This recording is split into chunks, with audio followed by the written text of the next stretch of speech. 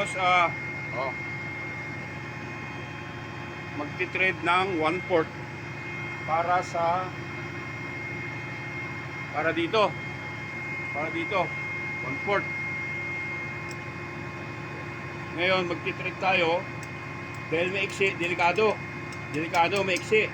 Kaya ang gagawin natin, manual, baliktad ang trading para safe.